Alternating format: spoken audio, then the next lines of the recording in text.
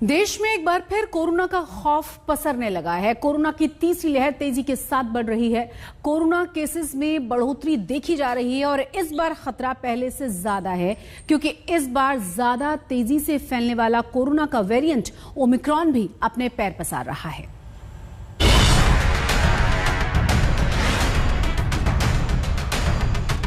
ये समय है सावधान होने का।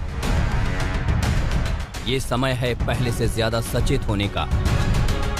ये समय है पहले से ज्यादा सतर्क रहने का, क्योंकि कोरोना की तीसरी लहर का खतरा बेहद तेजी से बढ़ रहा है। कोरोना के साथ साथ नए वेरिएंट ओमिक्रॉन ने भी अपनी रफ्तार बढ़ा दी है। इसलिए जिंदगी बचाना है तो नियम अब अपनाना ही है। कोविड के खतरे का अंदाजा इस बात से लगाइए कि दिल्ली में सिर्फ 24 घंटे में 496 कोरोना संक्रमित मिले हैं। 24 घंटे में दिल्ली में कोरोना से एक शख्स की जान चली गई। मुंबई में सिर्फ 24 घंटे में 1377 नए कोरोना संक्रमित मिले हैं। 24 घंटे में मुंबई में एक शख्स ने कोरोना से दम तोड़ा है। तमिलनाडु में सिर्फ 24 घंटे में 619 नए कोरोना संक्रमित मिले हैं। ये आंकड़े डराने वाले हैं और सचेत भी करने वाले हैं कि कोरोना की जिस तीसरी लहर की आशंका जताई जा रही है, मानना चाहिए कि उसकी शुरुआत हो गई है। इस बढ़ते हुए खतरे को देखते हुए आज केजरीवाल सरकार ने दिल्ली में ग्रेडेड रिस्पांस एक्शन प्लान यानी ग्रैप का येलो अलर्ट घोषित कर दिया है।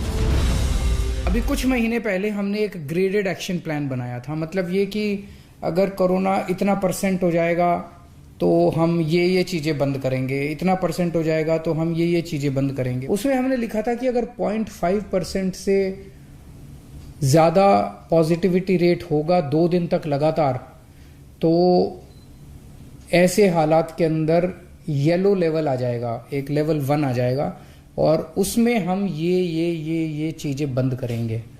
तो 0.5% से ज़्यादा 2-3 दिन से चल रहा है, इसीलिए लेवल 1 जो है ग्रेडेड एक्शन प्लान का, उसको लागू करने का निर्णय लिया गया है। कोरोना की तीसरी लहर के साथ ही कोरोना का नया वेरिएंट मुश्किलों में इजाफा करने वाला है, क्योंकि ये रफ्तार पकड़ रहा है। देश में ओमिक्रॉन के मरीजों की संख्या बढ़कर 653 हो गई है।